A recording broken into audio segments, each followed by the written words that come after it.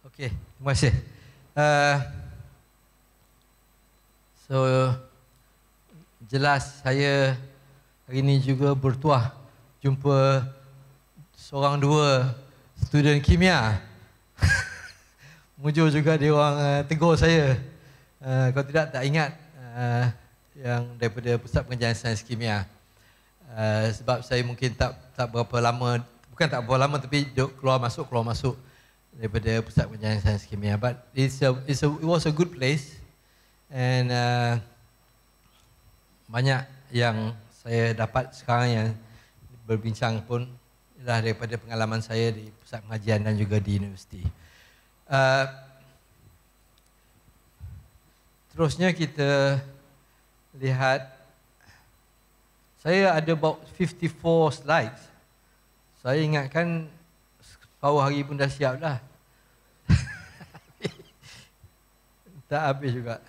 Okay, anyway, basically the next slides that's coming up from here are basically about the basics of all this accreditation ke, quality assurance ke, PLO ke dan sebagainya.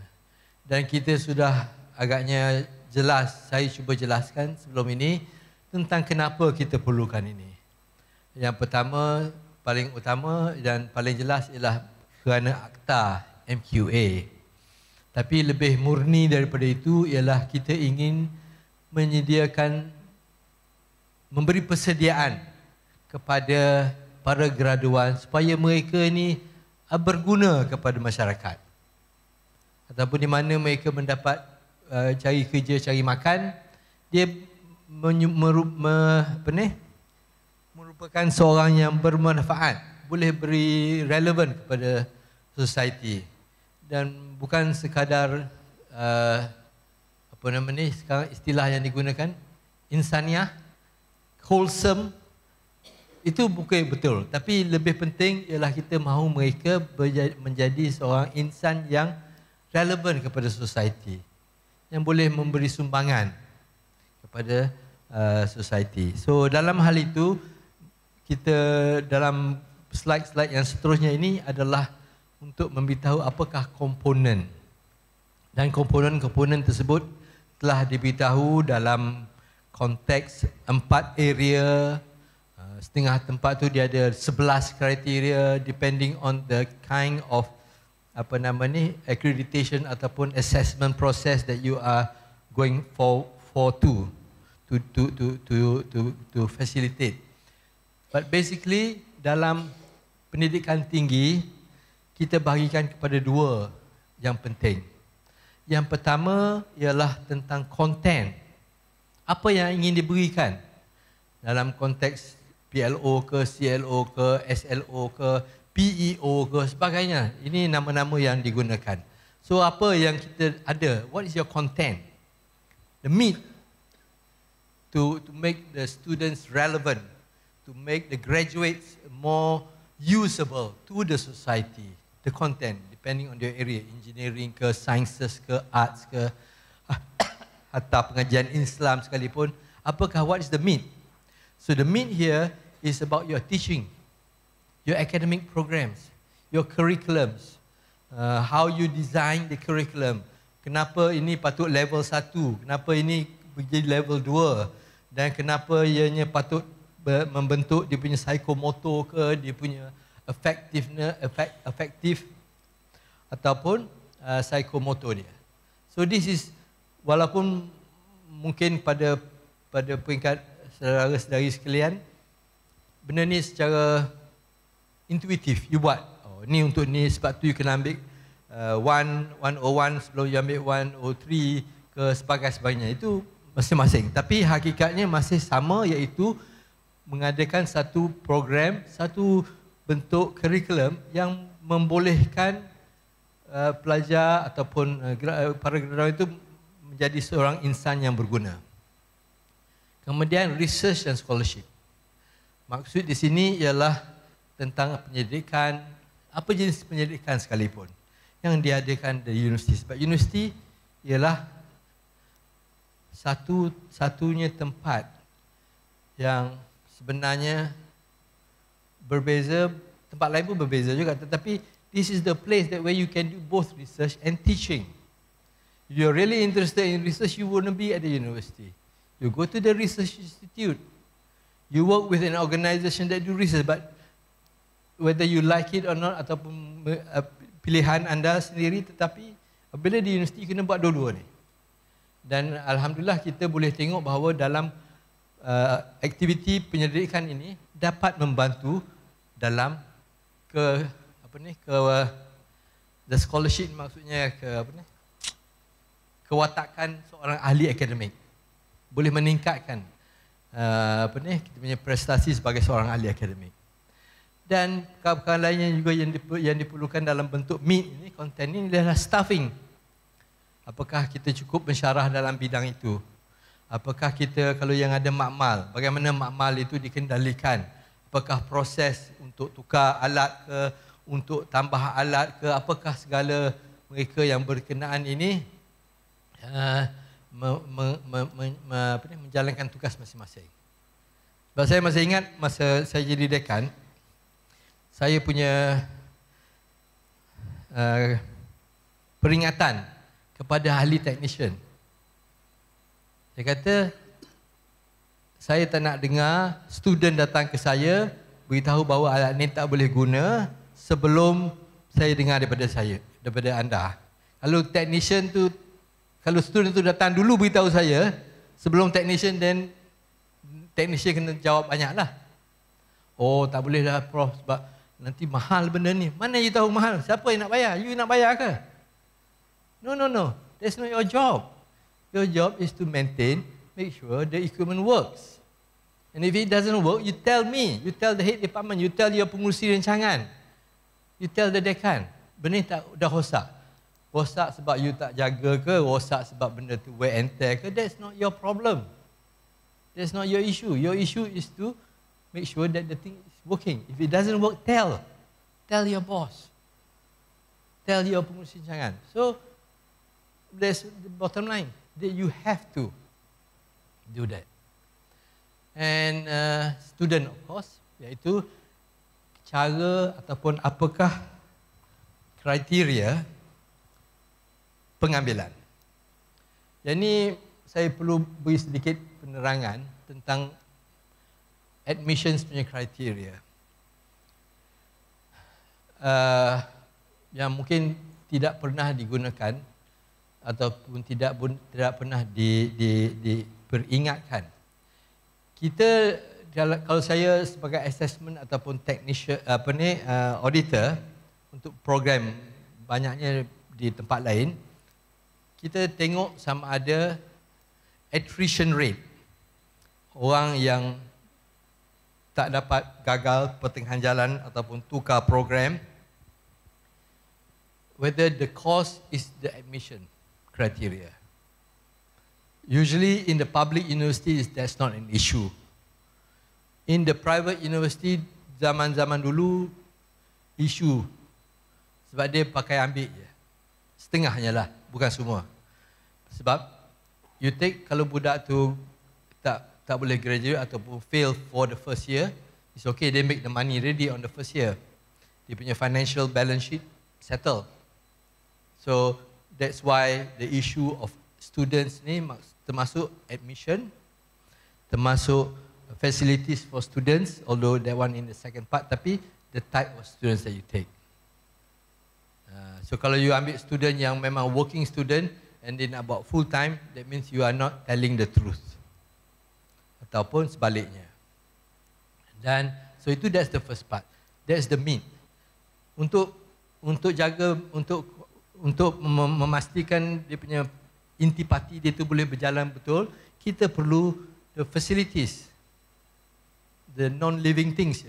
Well, most of it, the buildings, adakah cukup tempat ruang, adakah cukup tempat untuk student lepak, bincang, discussion, sebagainya.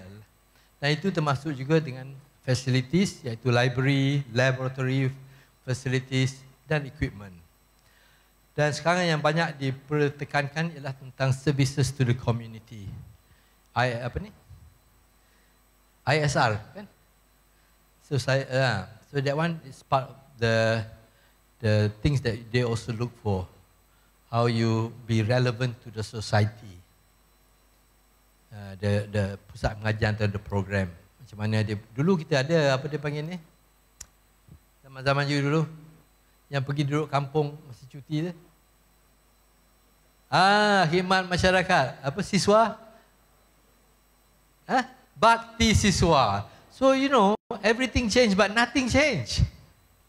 You see, cuma nama tu, nama buah sebab yelah, sebab orang tak nak dengar nama lama. Tapi bakti siswa, kita dah mula dah hantar orang ke kampung, hantar budak-budak student ke mana tempat-tempat di mana dia boleh interact dengan masyarakat umum, membantu dalam banyak-banyak kes. There was a very good project, sorry lah selingan ni, dia masa Datuk Syed Ahmad, arwah Datuk Syed Ahmad, dia dapat satu projek dengan one of the US universities di mana dia try to make this bakti siswa konsep ni dia lebih bermakna, di mana pelajar-pelajar ditempatkan di satu kampung ke di satu tempat dan dia tanya masyarakat tersebut tentang apa masalah besar. And I can remember one case, dia pergi ke Baling. Bukan Baling lah, sebelum Baling ada kampung, ada sekolah, apa semua. So, masyarakat itu sibuk, masalahnya tak ada padang nak main bola. Padang ada tapi tak ada nak main bola. So, kenapa? Sebab padang itu guna juga untuk lembu pergi makan rumput.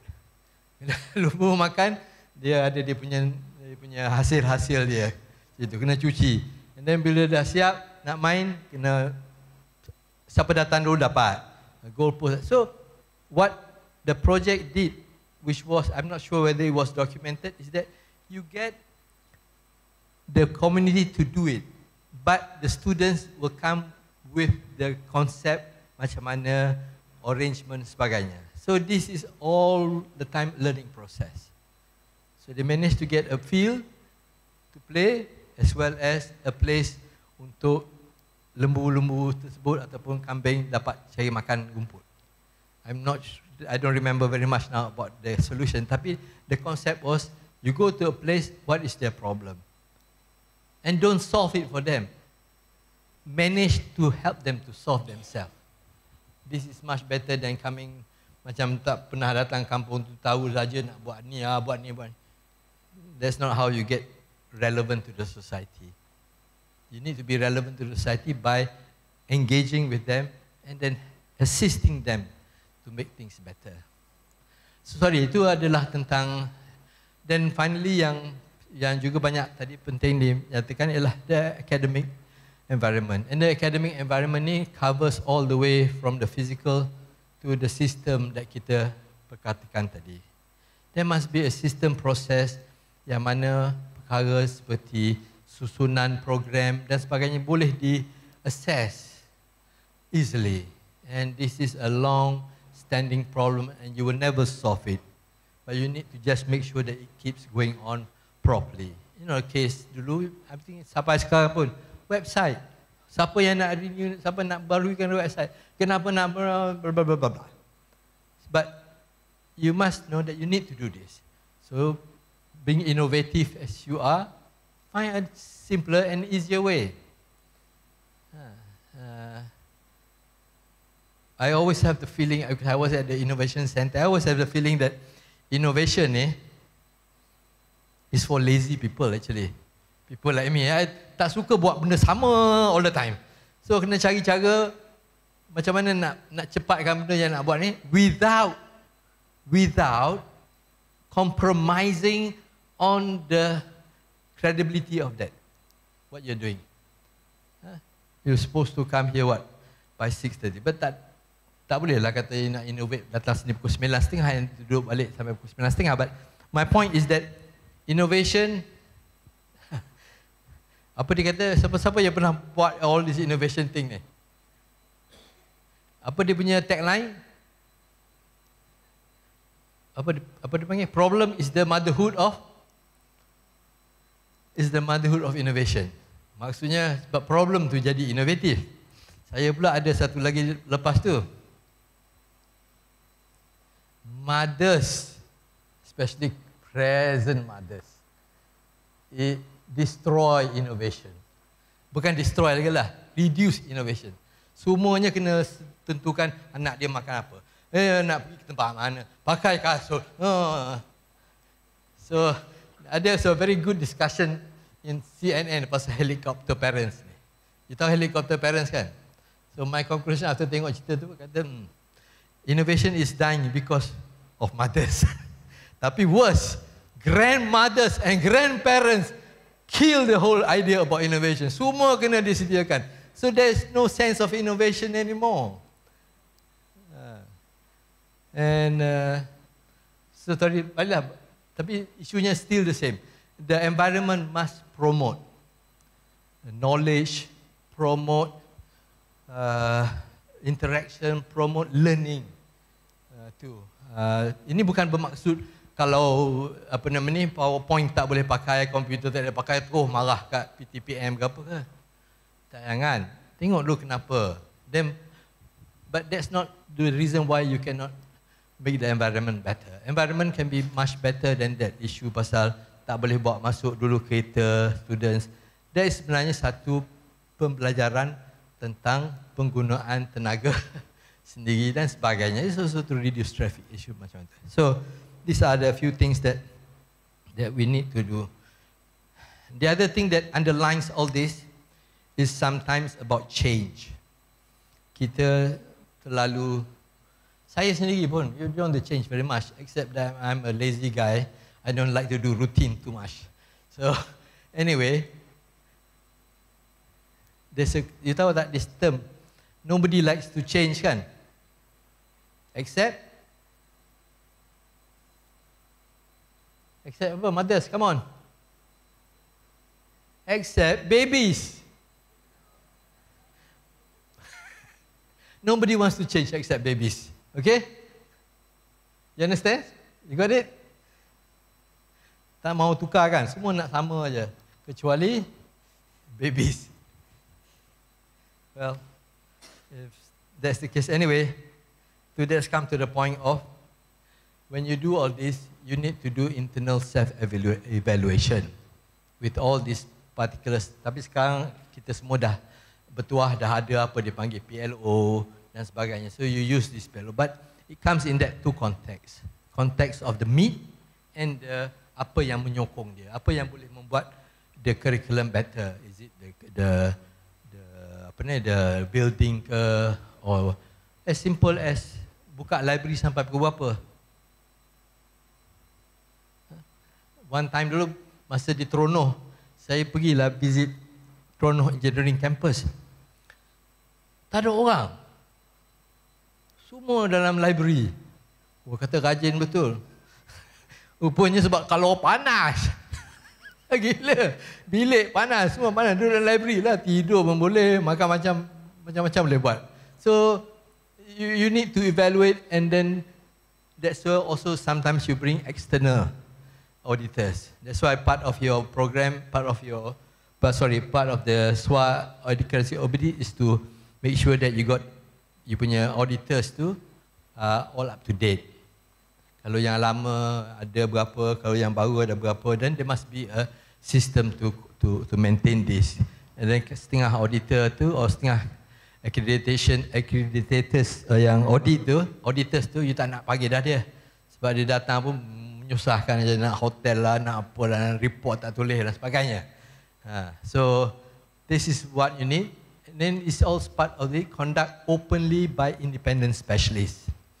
So this one needs to be told to the school, and then in many places saya tengok, Prof, is that this is also satu peluang untuk menjemput program lain yang akan dilakukan self-accreditation tu. Katalah chemistry nak buat untuk dia punya program. Just tanyalah, maybe mathematics nak tahu juga ke, sebab dia the next one in line, ataupun hatta untuk social science ke humanities ke, dia nak buat juga. So minta permission dengan auditors, kata okay, can we get 3 observers to see this? Habis busuk you boleh tengok macam mana auditor jalan kerja. Kalau tidak, you boleh banyak sikit, you boleh tanya macam mana apa yang you dah buat tu memang dah betul ataupun perlu penambahbaikan. So this is something that we can practice among ourselves. Bring in observers daripada pusat-pusat pengajian lain, hatta daripada program-program lain untuk pelajar tengok macam mana mereka buat auditing itu. Then of course vital national or international ni untuk secara keseluruhan lah. Kita juga kalau ada rakan-rakan daripada mungkin di tempat-tempat lain yang datang for a conference ke apa ke, nak panggil dia nak berkawan dengan baik dengan dia ke. We used to have a strategy last time. Dulu sebelum ada auditor, kita ada external examiners. External examiners ni dia begini. First, bila you start the program, after 3 years, you kena ada external examiner. Dia datang, dia tengok program. It's really basically on the academic punya program. Dia jumpa dengan student yang paling baik, dia jumpa student yang tak cukup grade, dia jumpa tengah student, then they write a report. That was how we do our self-evaluation of the program. So, saya harap kita boleh gunakan prinsip-prinsip ini untuk your own self-accreditation, your own accreditation process. Yang pentingnya di sini ialah dalam proses tersebut, after 4 years tu, tak payah buat dah. So the next, then they pass it on to another school who are new for the next few years, and then after that pilih balik. So sama, kita ada program yang sama, cara ni nak buat apa, jumpa siapa. Tapi to be fair, it's only for academic punya program. So but again, we can learn some from those things. Okay, next slide. Yeah, this one just to put it in another perspective.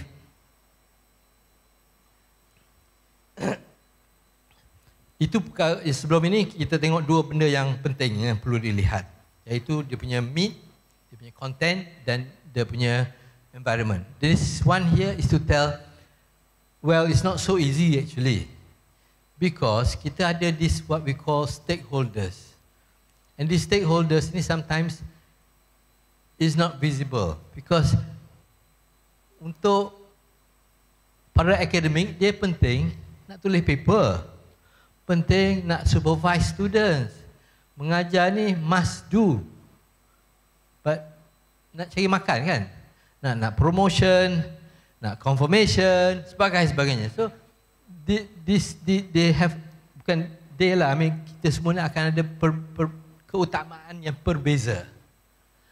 Kemudian daripada student pula, yang mana yang datang sini betul-betul nak cari ilmu ke, nak cari dia punya maklumat, dia dah tahu apa dia nak buat. Nak belajar ni, mungkin tak semua. Dan daripada kerajaan pula, seperti saya katakan tadi tentang laporan tahunan. Dia nak tahu apa you spend this money for. Kenapa bajet tahun lepas kurang daripada tahun ni, kenapa tahun ni kurang daripada tahun lepas, sebagainya. Then a little bit in the future is about what the employers wants to do. So kena beritahu pula dia. Kenapa? Apa yang kita nak buat ni supaya dia jive. And then sekarang ada this isu konsep pasal apa ni, nak buat survey dulu sebelum buat program. And that one I tell you, you have to tell this MQA is a useless thing. Nobody tells them. That's the problem. This is an old punya archaic punya principle. You nak survey whether this orang ni nak pakai ke tak. 4 tahun daripada sekarang, hatta 5 tahun daripada sekarang. Do you think they want to promise? Kata you promise, you sign it down.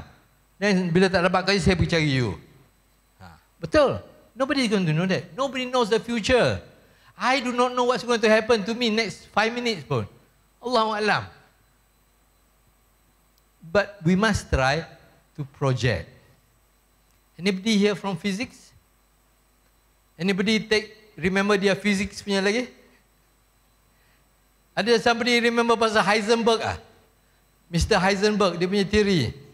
Dia kata you boleh tengok tempat mana nak pergi, tapi nak tengok tempat mana dia nak pergi dengan the time punya dimension tak boleh. Memang tak boleh punya. Great. Principle of uncertainty. Orang tak suka lah sebab dia kata saya ni tak suka plan.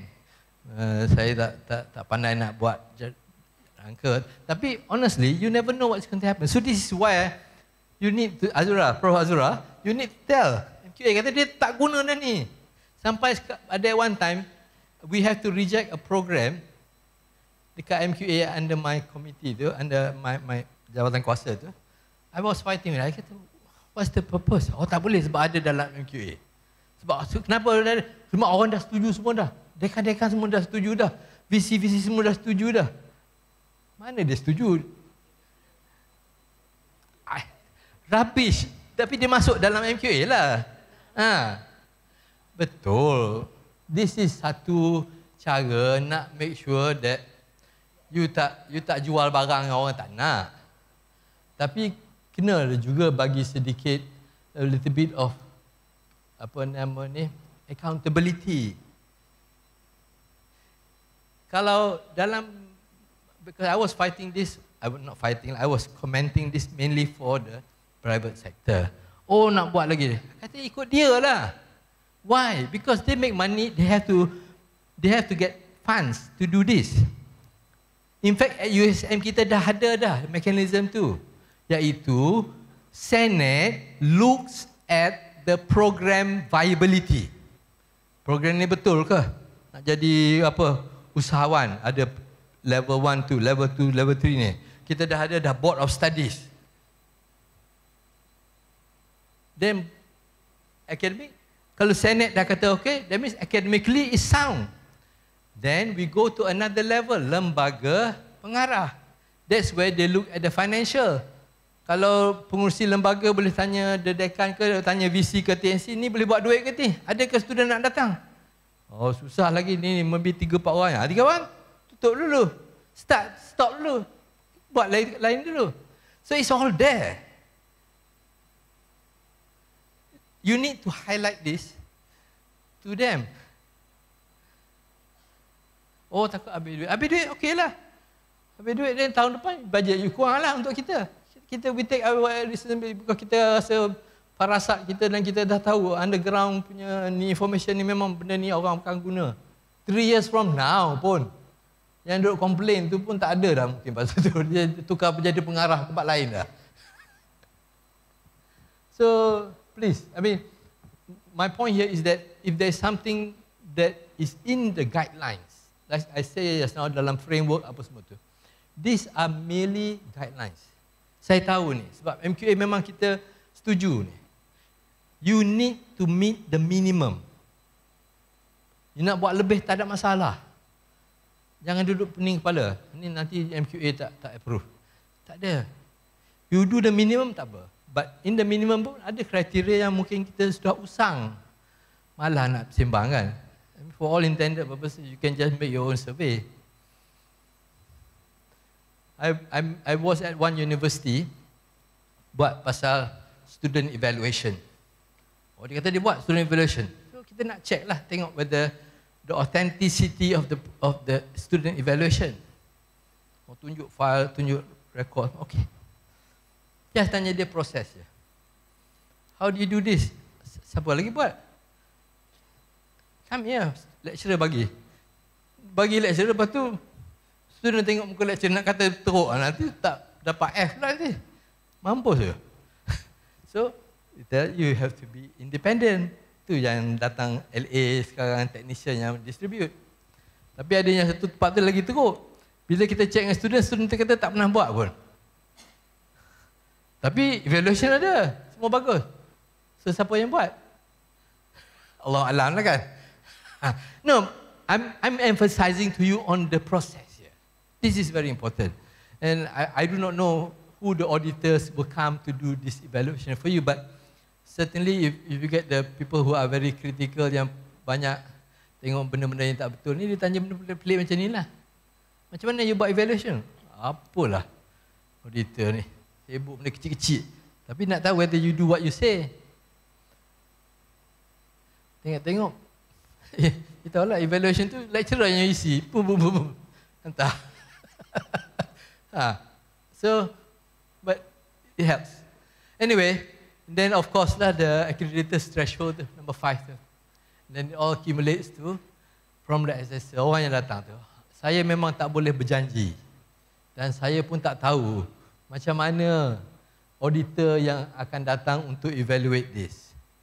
Whether dia akan evaluate dengan kacamata saya ke, dengan kacamata you ke, it may be different. They may be looking for different things. But the principles are there. You must get the principles right. It must be truthful and it must have proper process. Biasalah macam kita jadi lecturer kan, kita mark. Setengah tu emphasize on this, setengah tu emphasize on the handwriting. Saya kalau tak nampak handwriting tak faham, saya buang tu, saya bagi 0 je. Dia complain, dia kata, saya tak faham nak baca.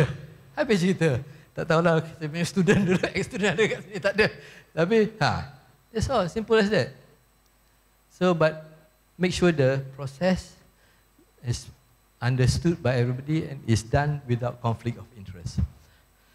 So, ni daripada apa yang dua benda yang penting, the meat and the facilities, kita juga kena ambil kira tentang setiap individu ataupun the unit, orang yang terlibat dalam itu. Iaitu daripada lecturer, daripada student, dia punya perception lain mungkin. Taxpayer dan sebagainya. Okay. So, datanglah benda-benda ni. Allah, macam-macam.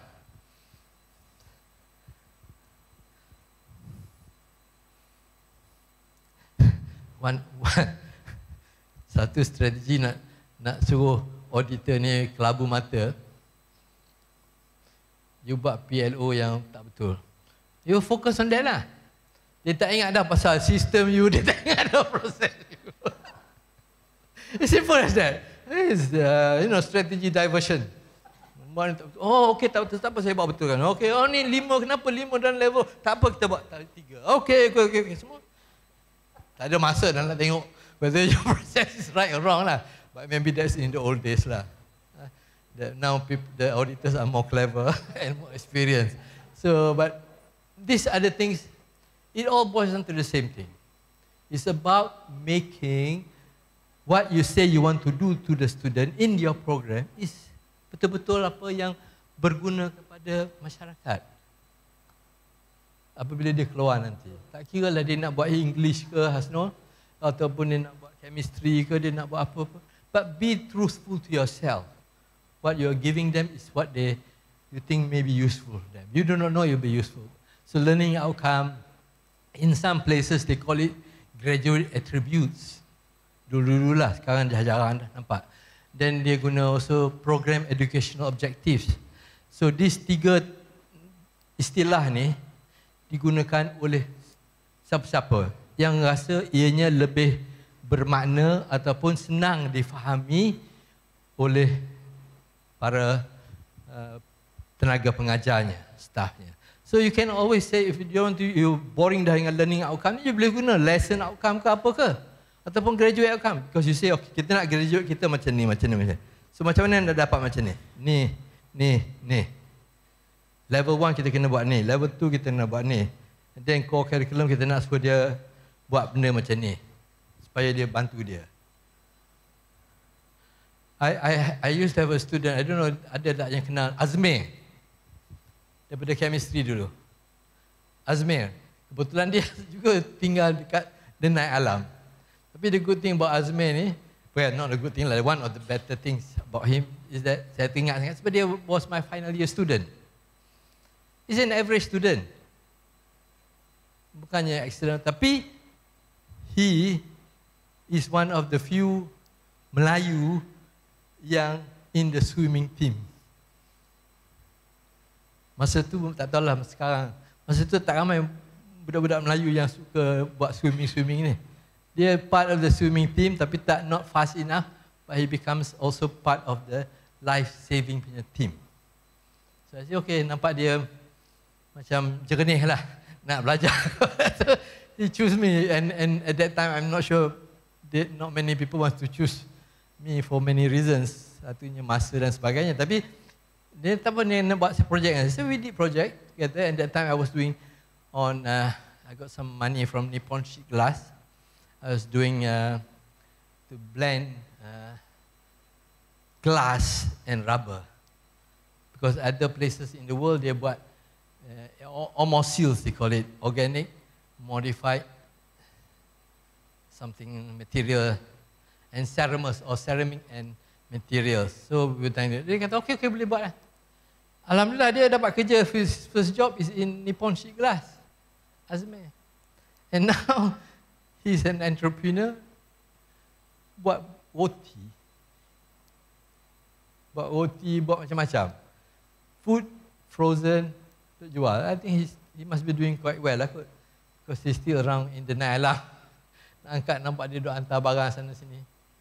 But itulah, I mean the point is that the environment and you can use this to do anything that you want to justify the program that you have. So the other one, of course, the more broad is about educational philosophy ataupun program educational objective. And if any of this that you choose yang dipilih, apabila terdapat sesuatu perubahan, modification of your curriculum, you go back to this PLO first. Apakah kita memenuhi apa yang kita kata kita nak bagi ni? Kalau tidak, then ubahlah sikit. So that's why this PLO and CLO and all this OO ni, you kena do this all the time. Not every time, but you must look at it back. And the best time to do this, I think I told this to Prof. Azura and also to some of you, kita dah ada mechanism tu. Where is the mechanism? Exam board. Exam board is the best place.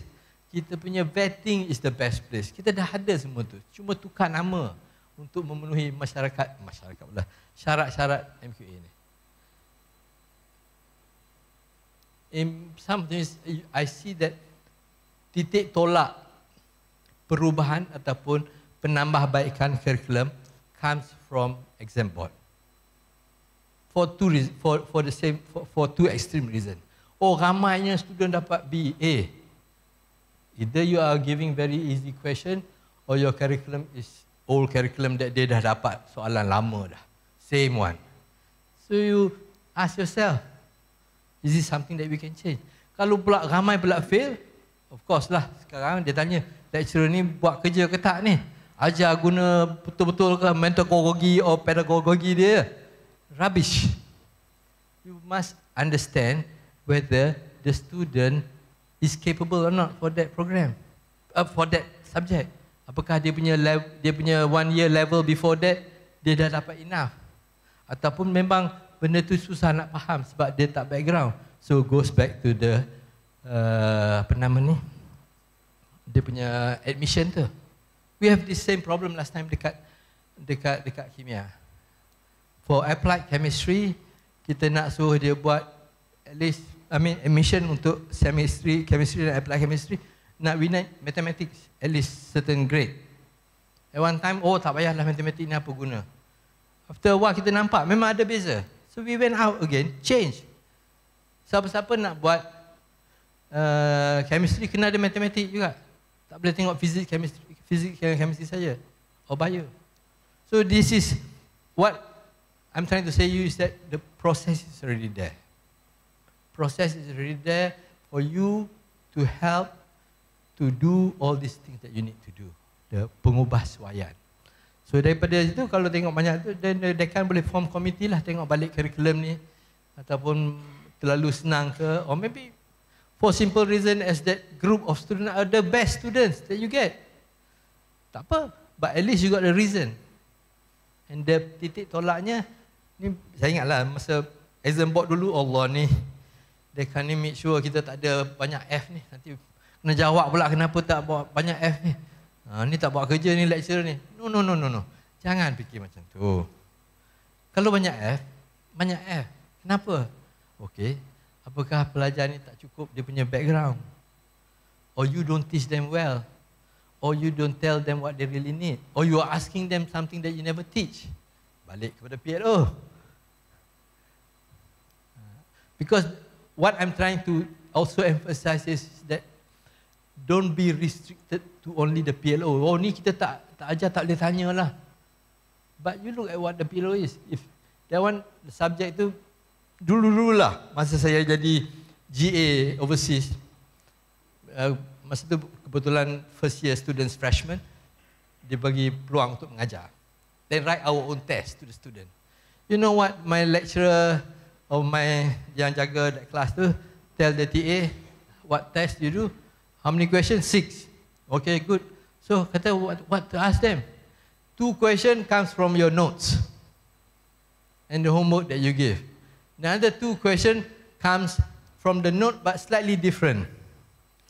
The other 2 questions, that one dia kata apa?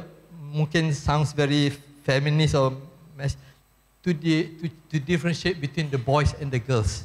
And the boys and the men, sorry. The boys and the girls, masalah apa nanti?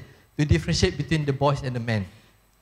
Maknanya you take a problem which uses the principles that you teach in the class, but make it into a problem that they can use this information yang kita belajar sebelum tu. So simple je. Yeah, 6 question. What? To one, dia orang kalau dia orang tak baca notes, tak tengok notes, tak pernah, they don't get the answer. The second one is from the notes but slightly different perspective. Then the last 2 question, dia orang panggil sekarang apa? Apa dia panggil sekarang? HOT, High Order Thinking. Oh, Masya Allah. High Order Thinking. Apa? Just to make sure that you know all the information that you get, the tools that you learn from that subject is usable. Some people are slow to take, some people are fast, but doesn't matter. As long as you have that concept in your brain, in your mind, brain, in your mind that this is what you want to know. Kalau dia tak pernah buka nota, memang dia akan zero dah. Dah 2 question you tanya, dia write from the notes. Tapi yang saya nampak sebenarnya, masalah, even about 4 or 5 years, maybe more than that, before I retire, was that many students, almost all students, do not read. They do not read textbook. Tambah lagi pula sekarang lecturer boleh bagi nota. Put up on the web so that they can be prepared for the classes. They don't read. And when you don't read, you cannot comprehend. You cannot comprehend. You tak boleh faham apa kalau you tak pernah baca. That not only limit the issue of vocabulary, tu main istilah narrative optics yang orang pakai. Because you don't read anything more than what you see. And worse, they don't read. Saya memang, that one was my last few attempts to help. Sampai saya buat dalam quiz, I take a chapter je dalam buku. Then saya leave macam kita jerjah 4 darjah 5 dulu.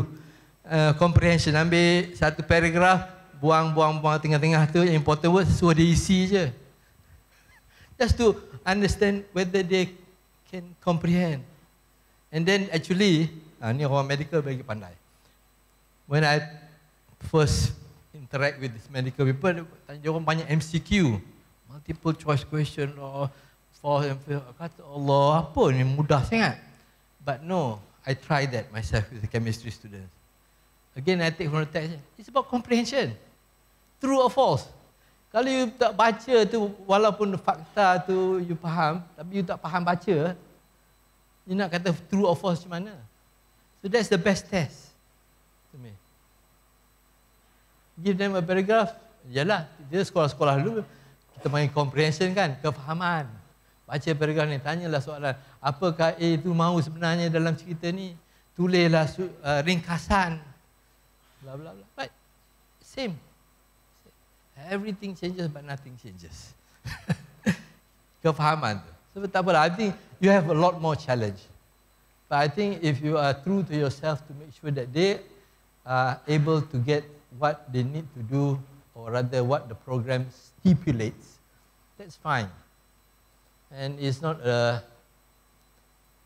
benda yang terakhir. Yeah, it's a continuous process. And I myself, I learned, I sound like I know everything, but I don't get this all the time, at the same time, over time. Tengok, kalau ada terbuka hati untuk teringat, belajar. Tak ada what to do. Okay, so this slide ni basically is to sort of help you take away a little bit apakah yang dimaksudkan, apakah yang perlu difikirkan dalam penulisan CLO ke PLO, supaya beri sedikit soul. Kalau tidak, ni lah kita buatlah apa-apa kita nak buat kan. Ambil dulu objektif, kita buat. That's what I did. But we try to do this better next time. Okay. Ya, sekarang ada baru punya. I think Prof Azura dengan tim IQA kena dapat tadi kan. Dia ada perbincangan kan.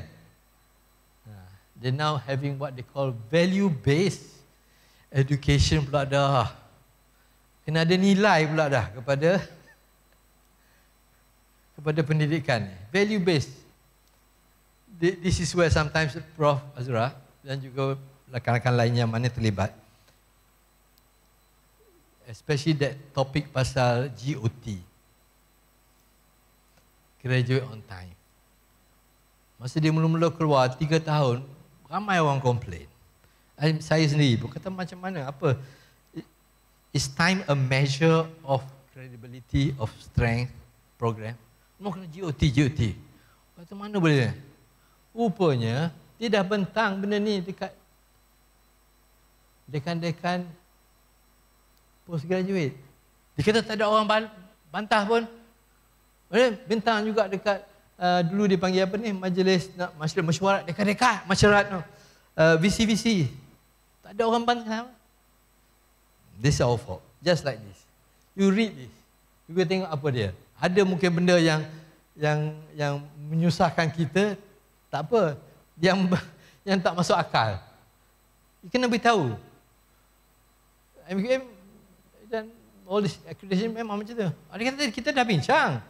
GOT 3 tahun. Lepas tu marah pasal UPM graduate orang 1,000 lebih PhD. Dia tak ingat dah dia yang mulakan benda ni. Dapat hadiah pula kan. Kalau dapat GOT, senang lagi. Rubbish. But you need to make your voice. Orang dengar tak dengar tu satu hal. Tapi you need to make your voice. So dalam value, saya pun tak baca lagi. Memang dia pun jemput juga. Tapi online je. Nak komen apa lagi dalam ni. One of the things I think they talk about in this thing is about accountability. Bukan accountability apa ni? Justice, fairness dan sebagainya. And then dalam justice ni pun banyak orang confused. Kita tengok some of the comments. The justice and fairness. Banyak orang ingat apabila kita memperkatakan tentang justice is about equality. Rubbish. Nobody is equal. This is a Western hegemony of trying to tell you that you are all equal. Allah Allah. Where you born? JB. Saya born di Kota Baru. Mana boleh kita equal? But justice is about fairness.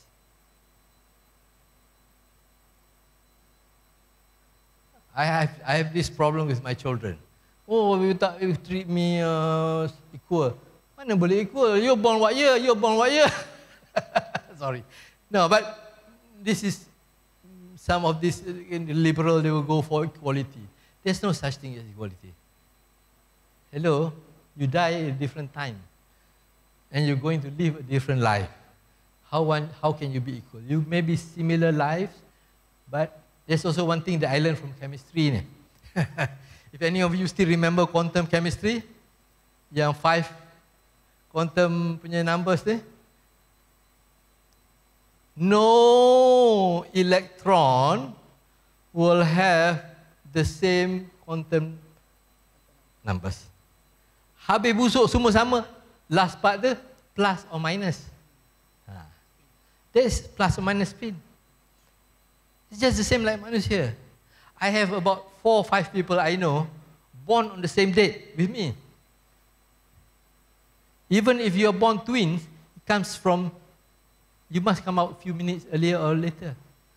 My point is that you're not born equal.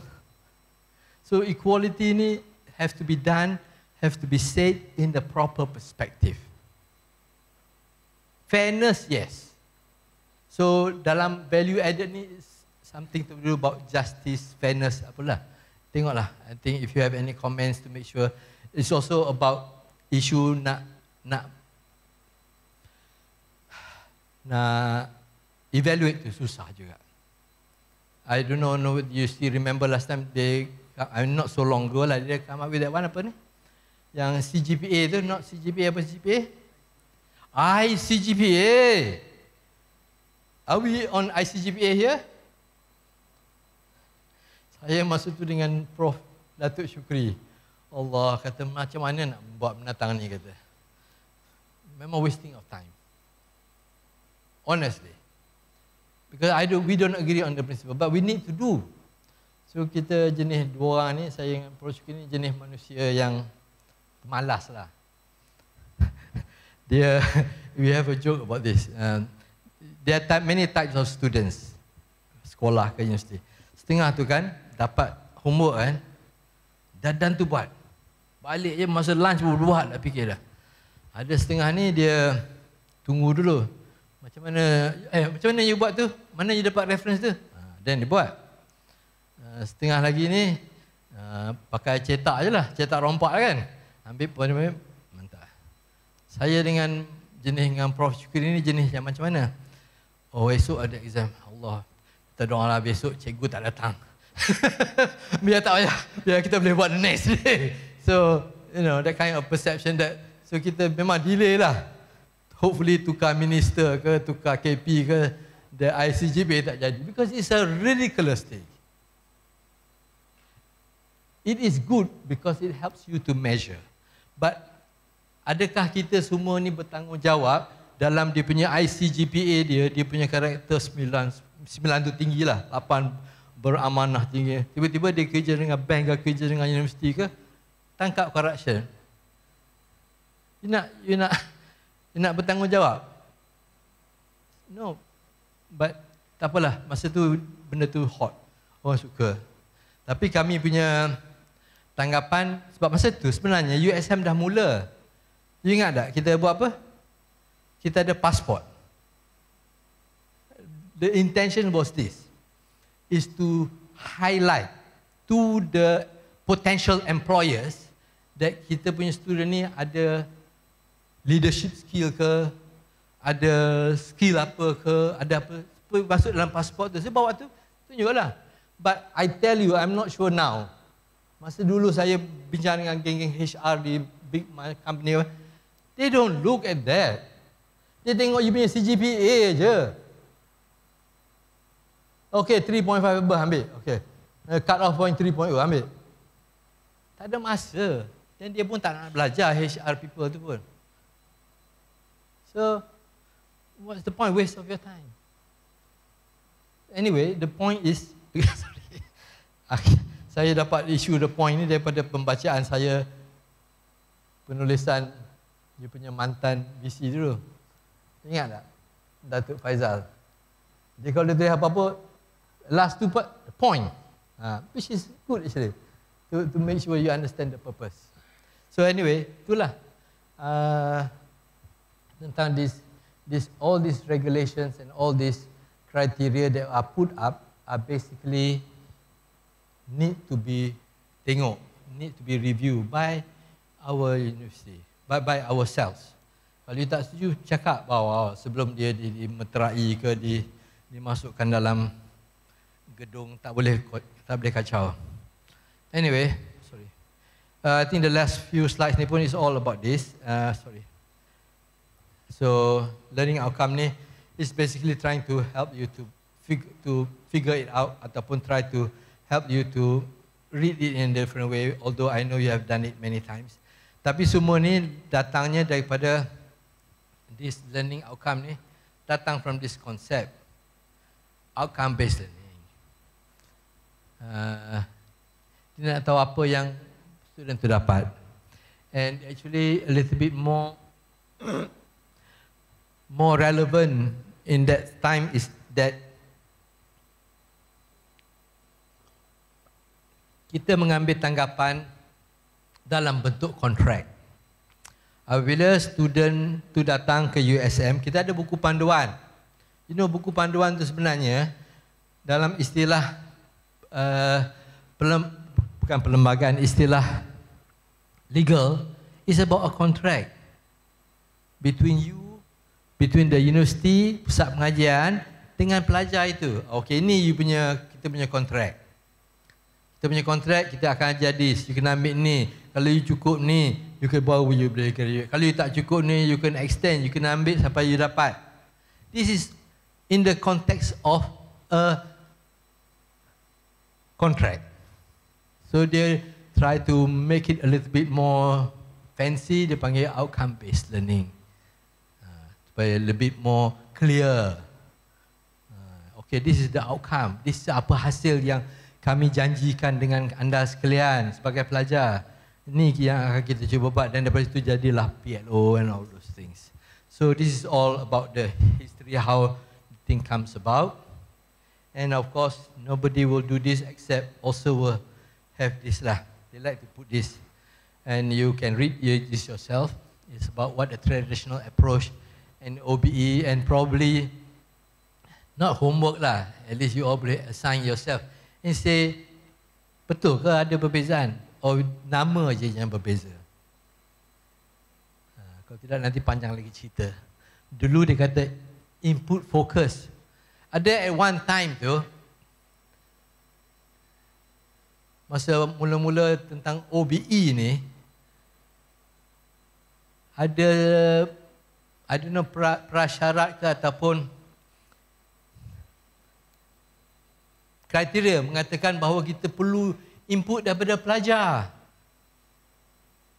untuk subjek ni betul ke berguna. Otak dia, manalah tahu student tu. I mean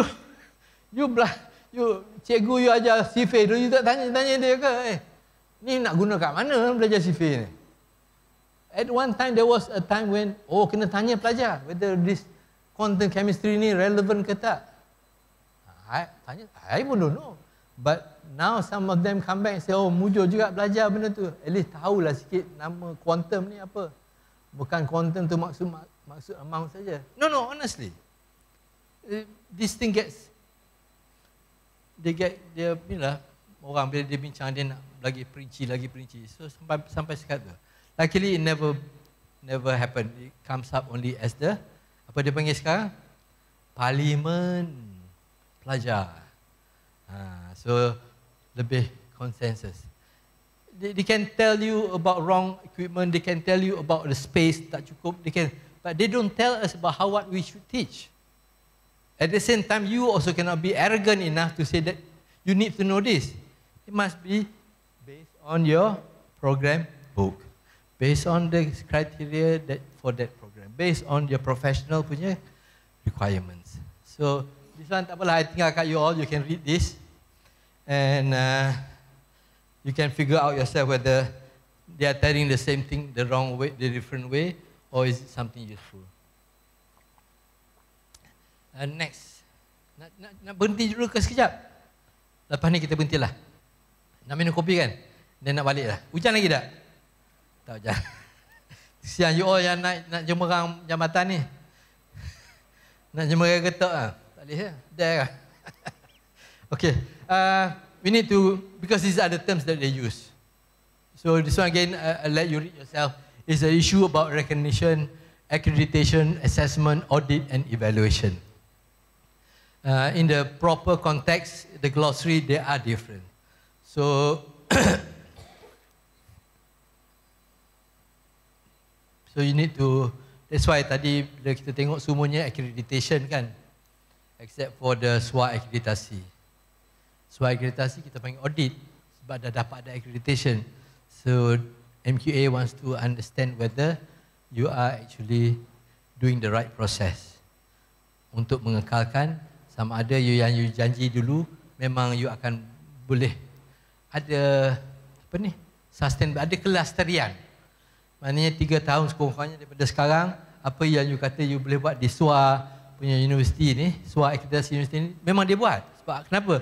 Ni proses ni ada, cara ni dah ada, kita dah tengok semua ni ada.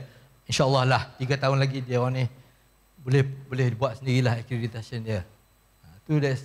That's why I need to put these terms here so that you are familiar. If you are not, then if you have already, you as a reminder. So far tu je lah. The first 3 things that I was supposed to talk to you about. Kopiah semua dah terselit dalam rentihan-rentihan dan letiran saya tadi. What is MQA pun you dah sekurang-kurangnya faham, and then boleh cari tempat mana nak baca MQR, and then what is quality assurance. And then the last part ni is appreciation of the 4 program. And I think alhamdulillah lah Prof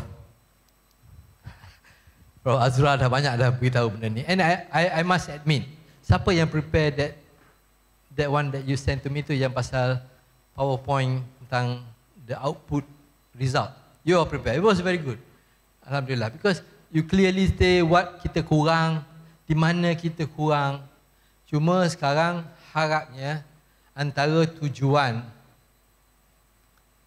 purpose yang anda sekalian dijemput ialah untuk berkongsi peranan masing-masing.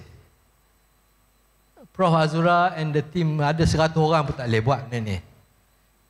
Dia kena each of the school, each of the program kena balik bincang, because saya mencadangkan supaya Prof Azura bagi dia punya presentation tu, dia suruh saya bagi dekat dia punya VC kan, kata tak badan lah, dia orang dah jemu dah tengok muka saya. So she has to tell them this is what they need to do. She has to, insyaAllah, kalau boleh convince them, cakap kat lembaga pengarah supaya at the end of the day nanti kalau you all dapat semua 3-3 ke 2-3 ke 2, taklah balik kepada kita sekalian balik tanya kenapa Pak ini. They should know that, kan? Why ini, kalau banyak sangat why ini comes from somebody who has not wise up lagi. So anyway, these are the 4 criteria yang Prof Azura pun dah beritahu. Cuma saya dapat mengikut PowerPoint tu, they can rearrange for me this way, tapi nak macam mana pointer? This one. Anyway, I put them in different colors. The green one is the 4 areas, 1, 2, 3, 4. And as I've read through some of the reports by MQA, I did 2 institutional audit untuk MQA pada sesi yang sebelum ini. Nampak jelas sama seperti apa yang Prof Azura bentangkan. The most important thing is going to be number 4, which is mechanism for program monitoring, review, evaluation. Kalau school kata, oh tak tahu pun, what to do? Because tak ada orang beritahu dia. Prof Azura kata dah tadi, dia tak ada masa nak tengok mana program yang tak cukup. So, help each other, come on, cooperate and see how we can get this going. Sama ada PPKT boleh buat flag, sistem flagging kan, nak flag dekat dekan, flag dekat fungsi cangan ke, flag dekat yang bestnya flag kat board of governors. Macam orang kutip hutang kan, nak kutip hutang daripada orang susah, dia pergi kepada grantor tu lah. Hantar kat grantor tu cepat sikit dapat duit. Kalau hantar kat yang peminjam ni memang bulan depan lah kot dapat. So you go to the right, but point is that 4.1, because it's about continual quality improvement and sustainability. Kelestarian proses yang you dah ada. Yang dia orang dah kata, okay, you boleh buatlah sendiri accreditation ni. You bolehlah buat. So now show them that you are capable. The only way to show that you're capable is to show that you have a system. And this system is robust enough to be sustainable. 3 tahun ke, mungkin Prof Azura dah jadi VC ke, dah jadi TNC kat mana-mana ke, ataupun kita pun dah tak ada dah. The system still there. Why? Because it was done with a perspective of sustainability. And then involvement of the stakeholders ni, ada setengah tu kita perlu, setengah tu kita tak perlu. But you need to get this right. Macam saya tadi kata tadi, tentang survey untuk ni, you tell them what's the purpose. Why? How useful? Quality improvement and enhancement ni is an ongoing process. And this one saya tak beritahu lagi kat Prof Azura, tapi kita kena share lah. Kita di sini ada beberapa jenis tempat untuk quality. Pusat SWA. Lagi? Pusat quality. Satu lagi? Yang CADE tu? CADE. So how do these 3 things work? You need to close the loop. Because this is not only USM sebenarnya, everywhere.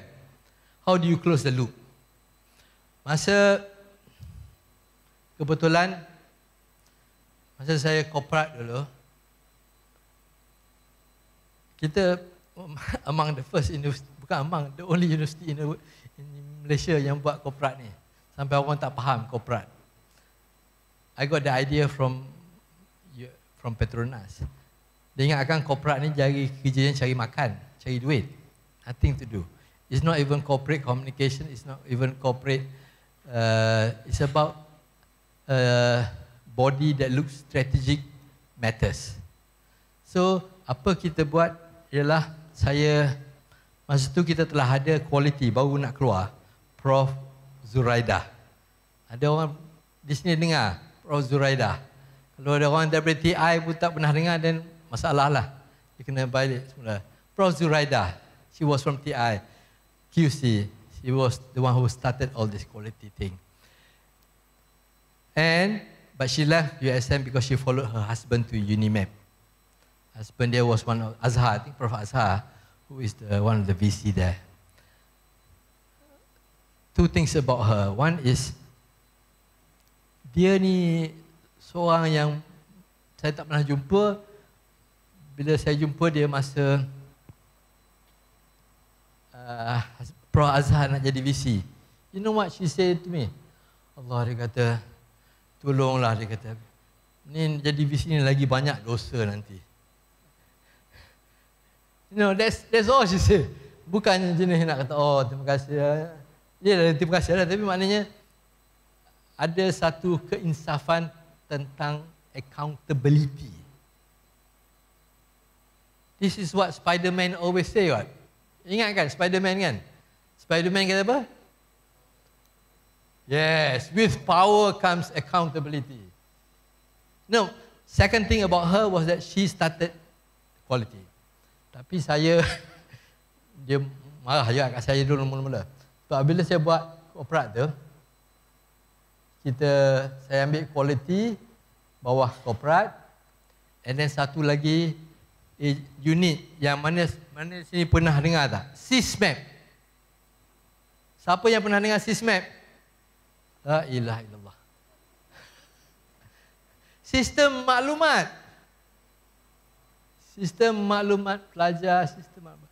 Tan Sri Musa yang start all this. It was last time, right? Dulu zaman-zaman MIS lah. Management Information System. Tapi kita depan lagi, kita panggil SysMap. And SysMap was directly under the Vice Chancellor. The Vice Chancellor can say, I want this data about this. SysMap akan buat. So I take SysMap, I tarik quality bawah korporat. Sebab, I told them also, some of them, kita punya approach to quality ni slightly different from other universities.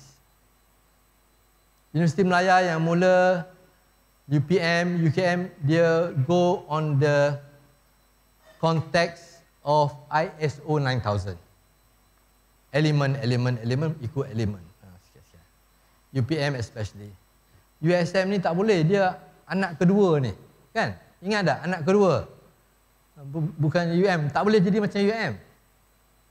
So, kita panggil 2-3 orang dulu untuk bagi taklimat tentang MQA masa tu LAN. Semua kena baling kasutnya. Ada yang menangis kena balik. Apa nak buat benda ni? So, our approach was that kita tak nak paksa siapa-siapa buat. Kalau kita tahu medical, accounting, engineering dia akan buat dah. Macam mana pun. So kita, yang lain ni tak apa. Tak nak buat tak apa. Ikut hang lah. Kalau you nak buat, corporate will help you. Corporate will pay for the people who wants to go for training. The corporate office akan hantar orang kalau nak dia nak. Tapi you must come back to do it. So kita bukan jenis pasal. So itu. So that's why I'm saying pasal sistem tadi. Dia ni dah ada dah. Kita need to make it better. And I think you know until now pun the data is still the important thing. Okay, so that's the part about that quality. Kita kena align lah ni, Prof. Azura, the role. Dan tujuan asal dulu CADE itu ialah untuk membagi training. Tapi training apa nak bagi? Not just on how to teach and how to do CDA, AI apa semua. Tak ada. Kita nak close the loop. The quality will look at whatever the program punya curriculum sebagainya. Kemudian kita ada apa? Kita ada student evaluation tadi. Dalam student evaluation tu kalau yang betul kita akan tengok apa yang kurang. Oh, lecturer 50% of the lecturer tak pandai present. Okay, CADE will do a course about how presentation. Oh, this one tak pandai cakap ke apa ke. My point is that it should close the loop. From the quality yang duk tengok tentang PLO apa semua ni, curriculum, then you look again also at the input from the students, evaluation. Daripada evaluation tu lah you boleh crystallize apa yang nak train the lecturer. So that the next round ke next few years of the evaluation from the student tu, perkara-perkara yang telah dinyatakan kekurangan, kelemahan itu diperbaiki melalui kursus. So that was what it was supposed to do lah. Tak apa, tak ada masalah. Kita memang akan lupa sebagainya. Okay? Sebab saya dah beritahu juga dia orang. I think yang lain ni tak payahlah kot. Dah nak balik dah semua. This one. Okay, this one I need to also explain it a bit. Because this helps you to understand. Dalam accreditation dia ada 3 tempat. Tapi USM akan buat di sini semuanya in-house. Kan? You buat provisional, kemudian barulah full accreditation dan compliance. So kita di masa saya di MGA dulu, Mesyuarat Jawatan Kuasa Akreditasi pun, kita tengok dua-dua semua ni. Setengah universiti yang dia nak buat program baru, and some of them need to be, dia kena buat announcement, nak ambil student. So kalau tak dapat akreditasi nanti kena denda pula sebab this act. So dia akan mohon untuk provisional. Provisional accreditation does not mean that they have any students yet. It's only a proposal on their part. Tapi apabila dia dah dapat student, barulah you go for full accreditation selepas satu cohort habis. Then only you tengok betul ke tak program dia buat tu, semua tu. And then this compliance audit ni lah yang sekarang yang USM kena buat juga kan. Kita kena buat juga kan. Part of the SWA akreditasi, SWA auditnya ni. Dia nak tengok lah you buat tak this compliance ni.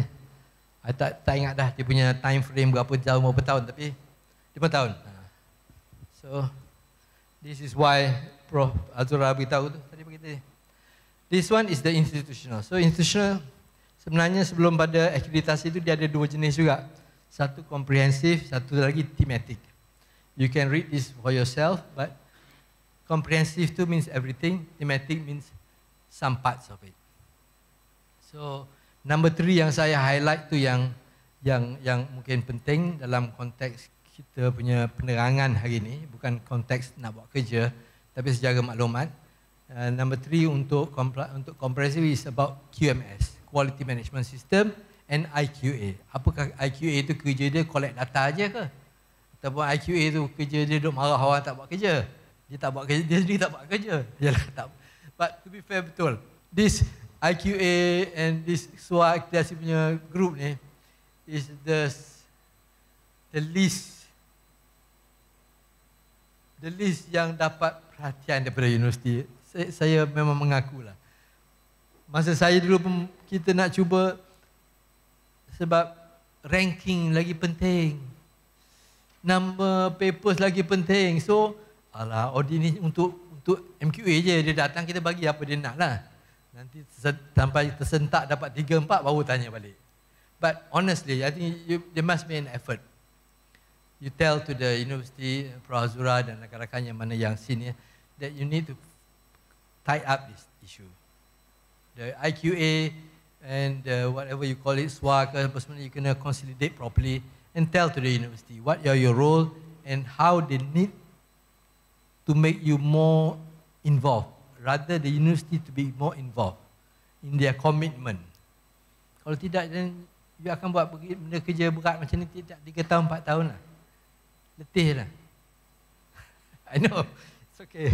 I tried my best, but nobody wants to know this. So this is self-accrediting university. How to get the self-accreditation dulu pun kita ada auditing. Sorry, this is the auditing of the self-accreditation university. The accredited itself tu dia buat later lah. Anyway, and then you have the compliance tadi. Okay.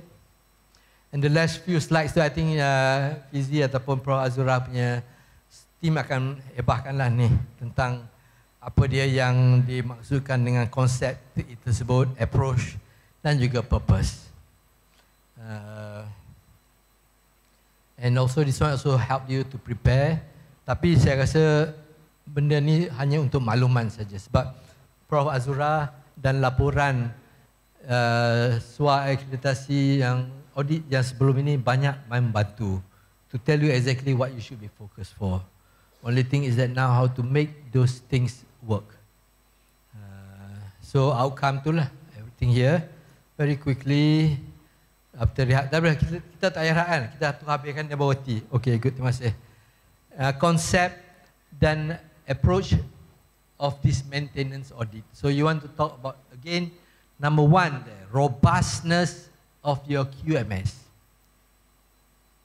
and quality enhancement. How do you do your quality enhancement? It's not a special thing. Again, usually issue pasal quality enhancement ni particularly in the academic part, concentrate on what you do dalam vetting. Vetting ni kita dulu, saya dululah take for granted, ingatkan ini benda yang kita buat biasa, tapi ramai tempat lain tak ada vetting. Because the vetting is actually, now you can focus it to the context of the PLO or the CLO rather. Okay, apakah ni dah 2 soalan ni untuk biasa yang dapat pass, yang 2 lagi ni untuk yang fikir sikit, ataupun yang last kali tu cukup untuk HOTS, high order thinking. And this one you can do this and put this into your Excel tu. Yang 45, 46, 67, whatever. Kan? But my tujuan, my purpose today is to help you to ingat semula perkara ini. Dan yang lebih penting ialah kita telah membuat benda ni. Kita dah buat semua ni. Cuma kita sekarang dia tukar nama sikit. And then you see again the last part there. Malah nak tengok yang lain tu. Establishment, continuity, strength in IQA, QE, higher education provider, highlight concerns of the future. So anytime they say something is not working, jangan duduk ambil hati sangat. Dia dah bantu kita dah tu, auditor tu nak kata ini tak cukup lagi. Dengar, dan tengok sendiri balik. Betul tak betul? Banyaknya betul. Sebab ramai auditor yang buat ni. Termasuk saya. Kita tak ada apa-apa dah kepentingan. Bukan nak jatuhkan universiti ni ke, nak tunjuk ni lebih baik daripada. Tak ada. Tujuan ni nak just make sure that you do it right. So, jangan ambil hati lah kalau dia orang marah, kalau dia orang kata tak betul pun. Memang ada yang tak betul. Kalau betul pun maybe dia tak faham. Then explain to them. Okay, continue of that. Again, this one is itulah the outcome lah. Yang last one tu I think tak payahlah kot. Sebab that one is about termination. You don't want to do this lah. So the last part yang kita sekarang duduk tungkus lumus dengan saya duduk beletih ni is mainly so that we come to 5 ni. Sorry, to this mechanism ni, kita settlekan this part. But then you don't have to be on the apa? To be productive, you never put yourself in the defensive end. If you are on the defensive end, walau you betul sekalipun you letih. Nak cakap kenapa you betul? I used to know one vice chancellor last time. Dia nak masuk universiti baru, dia jadi vice chancellor. Dia hantar dia punya kuncu-kuncu pergi jumpa dengan ketua jabatan. You buat apa kat sini And then you ni tanggungjawab you apa? Kalau nampak banyak yang tak tahu apa dia nak buat ni, dia kena bawa tim dia lah kot masuk. That's one. But this is true. Also, dalam konteks, don't wait for people to ask you what to do, especially you have a position. You tell them what you have done. You need assistance, ask for the assistance from the top management. Jangan sampai dia akan datang pengurusan, kenapa ni tak buat lagi? You pergi kat dia, saya boleh buat ni, saya nak buat ni dah, tapi tak cukup kertas ke, tak cukup komputer ke, tak apa.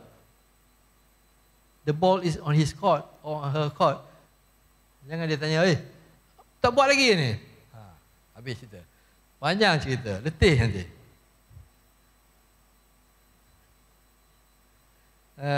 Okay, this is the consideration. This is the new things that they probably want to have.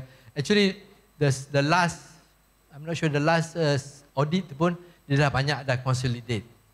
Tapi the principle dalam ni ialah, seperti saya katakan banyak kali tadi, ialah untuk melihat tentang sistem you. Tentang you punya proses tu. Robust atau tidak, memang main-main dia tunjuk saja ke sebagainya. Itu je dia punya sekarang. Because that should be it lah. Anyway, yang ni semua ni tak apalah. Prof. Azura dah takap dah betul dah semua. So habislah cerita dan apa-apa yang saya inginkan dan list take away pun ada hampir tamat. Tamat betul ke spelling tu? 1M. Betul 2M. Okay, so this is the last one lah. Mohon beri maklum balas kenapa perbentangan ini tak diperlukan.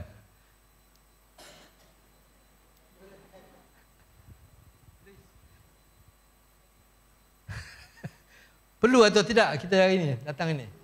Ada manfaat ke? Ada orang Kelantan kata ada pedah ke? Ada pedah ke hari ini? Kalau tak ada pedah kan sakitlah. Dua-dua rugi. Saya rugi, you rugi. Try to crystallize what you got, and yang memang yang tujuan utama ialah cari di mana peranan rakan-rakan sekalian untuk membantu Prof. Azura dan rakan-rakannya dalam memperbaiki untuk compliance. Bukan the full audit lagi ni. Baru compliance baru nak tengok apa yang kita buat salah itu, apa yang kita kurang itu, apa yang kita lemah itu. And dia tak apalah, this one just to show you. Dulu banyak orang duk pakai pasal Bloom taxonomy lah apa sebab. Actually banyak lagi taxonomy ada. Tapi kebetulan orang nak guna itu tak apalah. Dia ada this Sphinx taxonomy, dia ada facet punya understanding. You can use any of this. Kalau nak try boleh juga test them. But anyway, and then there's also this what you call this old, this yang paling lama lah, solo taxonomy. Ada siapa-siapa daripada pendidikan kat sini? Please. Okay, good.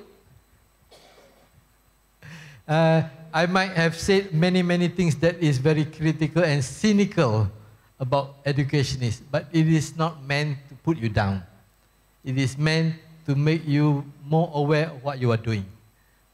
And it is actually about helping other colleagues to frame their curriculum properly, not just to follow whatever taxonomy that you have in mind. I think itu saja. So, siapa semua ni ada. So, saya habiskan dengan ucapan ribuan terima kasih banyaklah kepada Prof. Azura dan rakan-rakan beliau yang sanggup menjemput saya di sini, dan juga rakan-rakan lain yang datang dalam hujan dan setengahnya daripada seberang, kalau tidak pun daripada timur, from the east coast. Jauh bunyinya, tapi itulah. And then saya akhiri dengan kata-kata daripada Pak Hamka yang saya telah ubah suai dalam bahasa Inggeris. Pak Hamka, siapa yang tak kenal Pak Hamka? Kalau tak kenal jangan angkat tangan. Angkat tangan kat luar nanti. No, Pak Hamka, actually he's one of the Asian philosophers. Very, very clever philosopher. Dia kata dalam konteks Islam, dia kata amalkan yang baik, tetapi perbaiki amalan tersebut. So saya translate, I hope is it right. You are already practicing the good. You dah dapat akreditasi dah. You dah dapat SWA accreditation dah. You are practicing the good. Now, make good the practice. Continuous improvement. Oh, lifelong learning lah apalah. This is all what it's all about. You constantly learning to make it better. So practice the good, but now make good the practice. It also helps for you not to be complacent and mechanical, because you are always trying to make good the practice. Ini nakal sikit, tapi tak apalah.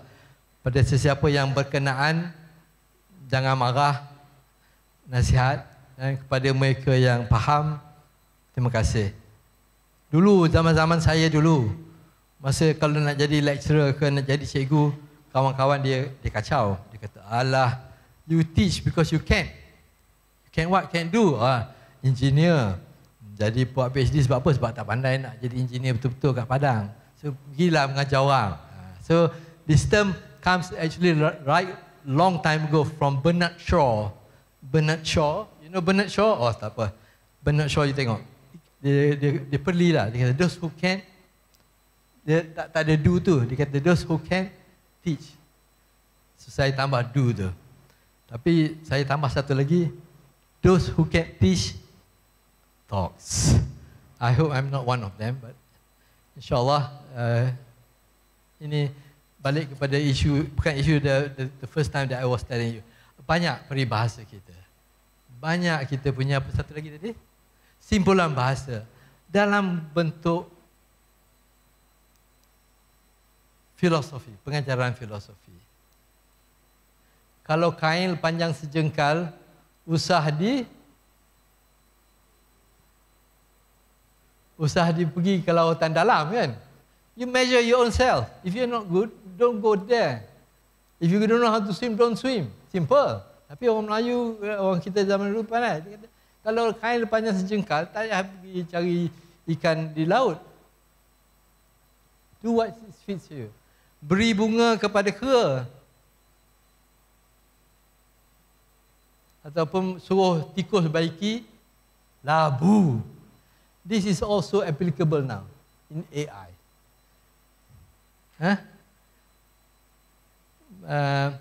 My last thing on AI is that you make use of AI first before AI makes use of you. So how do you make use of AI? You must know what AI is all about. You want to, before you become so attached to it. Just try to not try. You know, cucu-cucu yang mana, oh, computer very clever. So, masuk kereta, tekan the Google Map. So, cari mana tau? Let's go to Manila. Philippines, London. Crazy je komputer tu, tak faham, dia kata. Oh, you want to go Google Map, cannot even tell that you need to take a plane, nak tunjuk jalan jauh sangat. So my point is that computer that you think is so clever is not so clever. And this again, maaflah, remind me of one of the early lectures that I had from a speaker. It's about chemistry. That time baru keluar pasal mass spectroscopy, the quadruple punya thing. So this guy comes from Hawaii, but he's a lecturer there, but he came to our university kat US juga. And then two things he says. One is that he's a pilot himself. He was trying to tell you that dia kata everything that you do is actually now term baru ni yang banyak keluar, biomimicry. I think material scientist banyak nak dengar ni. Biomimicry is long time ago. He was telling me, dia kata, you know, the people know how to learn how to fly and know how to become a pilot is because they look at the birds. Macam mana bird to land, macam mana bird to naik. Tak kira lah all those Brownlee theory, what theory is that? Tak ingat dah? Probability is a theory that what makes, but you look at the bird, kata. Then the other one was, the last thing they were saying, everybody was, oh, Prof, very clever, very good. Dia kata, if you think that the equipment that I make is good, you must remember who makes me. Habis cerita. For those who understand, Alhamdulillah. Dia kata, you think I'm very good? Yes, I am, because I make this. But you must think that the person who makes me must be 10 times better than what I am. Habis noktah di situ. So sekian, terima kasih.